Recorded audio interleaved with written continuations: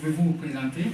Oui, Antoine, merci beaucoup. Moi, c'est M. Roméo Kipoulou et je suis le premier vice-président qui accompagne tous les négociants au niveau national, René Miko. Ok, nous sommes la délégation des journalistes de Kinshasa et a effectué notre descente ici sur la province de Lualaba pour faire l'état des lieux de la province, palper des difficultés, mais on avait un projet de manière privée de venir rencontrer les responsables de René Miko. Nous voulions savoir, il s'agit de quoi, la René Miko? Ok, merci pour votre question. René Miko, c'est une corporation qui accompagne tous les négociants au niveau national et provincial. Et notre vision à nous, nous sommes là pour accompagner tous les négociants artisanaux. Et il y a aussi les créateurs qui sont là. Alors c'est ça notre devoir. Alors récemment, par rapport à les informations qui étaient à notre possession, s'agissant des problèmes des taxes, nous voulions également confirmer un peu l'information selon laquelle, sur les taxes que le mairie devrait imposer sur les négociants, alors que pour eux, s'agirait de mettre en paix beaucoup de choses dans leur tête. Aussi longtemps, le gouvernement provincial perçoit, notamment la police des mines. Si la mairie commençait encore à percevoir, ça va encore créer des zones d'ombre. Vous étant le vice-président de la René Miko, que diriez-vous à ce sujet? Ok, bon, moi je vais placer un mot par rapport aux taxes que vous venez de soulever. Vous savez, parmi plusieurs provinces, à part le Haut-Katanga, si vous voyez le Haut-Katanga aujourd'hui et le Lualaba, ce sont les deux provinces différentes.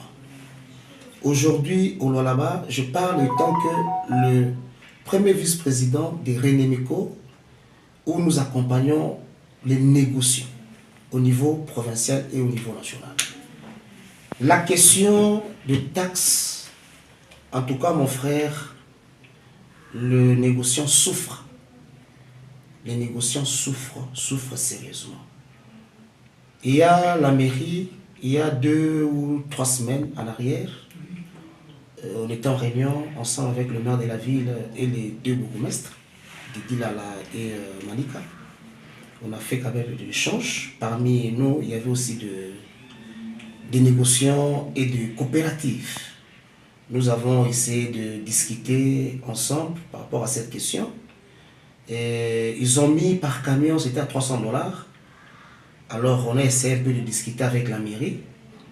Et le montant, donc ils ont retenu un montant, c'était à 130 $, je pense, 130 $. Alors, eux-mêmes appellent que c'est une taxe d'étalage. Alors, nous, on a essayé de débattre par rapport à ces taxes-là. Si vous voyez aujourd'hui là-bas, il y a plusieurs barrières. Il y a une très forte tracasserie au sein. Il y a des péages, il y a des barrières qui se naissent jour au jour. Alors, on ne sait pas avec notre province, je ne sais pas où juste ils veulent quoi. Alors, en bas, c'est ce que moi je vais vous répondre. Mais nous pensons qu'avec la lutte que nous faisons ici là-bas, et je pense que nous allons nous battre pour interpeller le ministre de Mines provincial et interpeller le maire de la ville, interpeller le police de Mines pour voir comment ils peuvent alléger cette situation des taxes pour laisser aussi aux négociants de respirer. Alors, puisque la semaine prochaine, selon les informations, que ces gens-là pourront commencer à marcher ou tout comme aller déposer leur mémo, que penserez ou que proposerez-vous au gouvernement provincial pour arrêter d'abord cette hémorragie? Non, nous allons les décourager par rapport aux marches. Ils ne peuvent pas aller marcher par rapport aux taxes de la mairie. Non, moi, étant que le vice-président, je vais décourager. Nous, notre travail, nous sommes là étant que syndicat. Et je pense que l'autre fois, on avait associé même la nouvelle société civile congolaise. C'était parmi par rapport à cette question. Je pense que nous allons écrire un mémo qui était déjà bien préparé. Je pense que d'ici là, nous allons la déposer auprès de notre maire de la ville pour voir comment ils vont atténuer la situation pour remettre les négociants dans leurs droits. Merci beaucoup d'avoir répondu. Pour ne pas monopoliser la parole, je passe la parole à notre confrère Pierre qui a d'autres questions à vous poser autour du même thématique. Vous avez la parole. Selon vous, quelle serait la cause de hausse ou soit de ces nouveaux taxes que la mairie veut mettre en place? Non, ce n'est pas vraiment... Il n'y a pas de cause. Il y a que... Ce sont des tracasseries. Donc, ce sont des tracasseries pires et simples. Alors, moi, je crois, avec leurs mesures qu'ils ont données par rapport aux taxes, nous aussi, en tant que syndicats, nous allons décourager ça. Donc, ils doivent remettre les négociants dans leurs droits. Ils doivent aussi laisser les négociants libres de travailler, parce que ce sont des opérateurs économiques. Ils sont là de contribuer dans l'économie de la province. Vous les découragerez en faisant quoi concrètement? Non, il y a plusieurs moyens de décourager. Nous allons écrire, nous allons envoyer des correspondances, nous allons les interpeller, et on aura toujours une issue de sortie. Et concernant toujours la même question, vous avez abordé la question du ministère de Mines, Okay. le ministre de Mines provincial, qui, on se demande qui fait-il, quel est son rôle. Selon vous, que pensez-vous, qui peut avoir le rôle d'un ministre provincial de Mines? Bon, moi, mon avis, un ministre de Mines, le ministre de Mines provincial au niveau de là-bas, l'excellence Nico Wamana, et je respecte beaucoup. C'est lui le ministre des Mines au niveau provincial du Lualaba. Mais moi, je ne pense pas, donc je ne le sens pas. Depuis qu'il est ministre des Mines, moi je ne le sens pas. Vous savez, nous les Némicos aujourd'hui, personne ne nous appelle. Personne ne nous appelle. Personne ne nous consulte.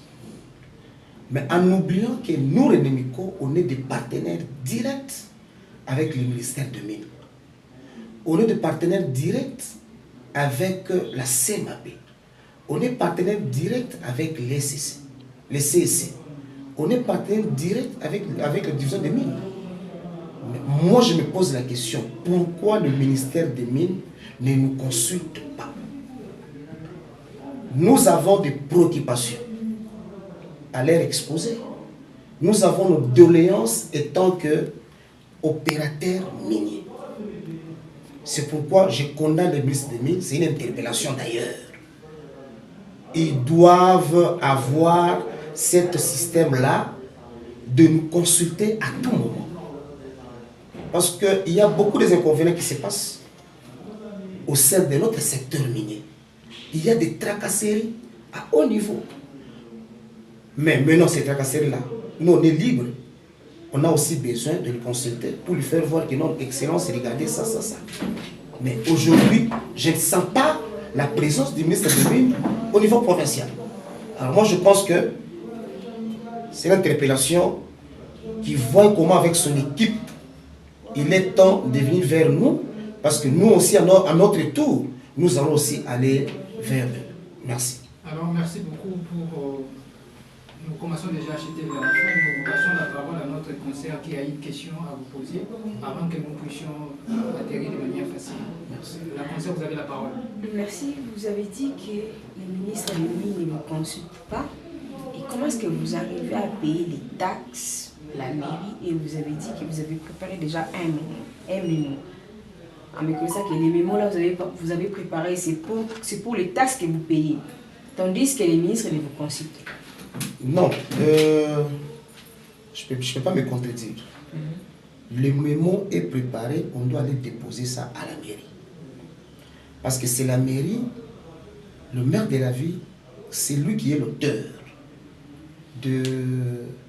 C'est lui qui a pu conçu le taxe d'étalage. Ce n'est pas le ministre de Mines, ce n'est pas madame la gouverneure. Vous comprenez? Maintenant, nous, étant que négociants, le maire de la ville nous a demandé d'écrire un mémo et d'aller déposer à la mairie. Alors, le mémo là que nous allons déposer, C'est un mémo où nous avons demandé une mesure de clémence par rapport aux négociants.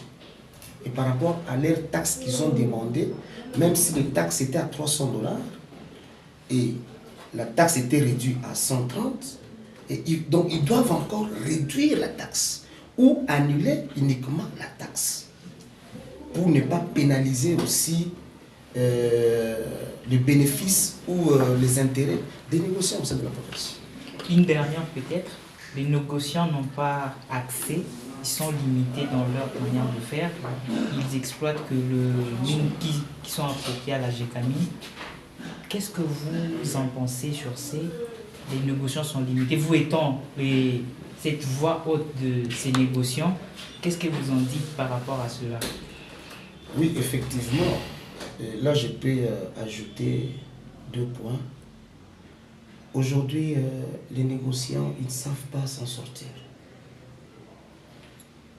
Aujourd'hui, notre gouvernement vient de donner le monopole auprès des expatriés, des Chinois.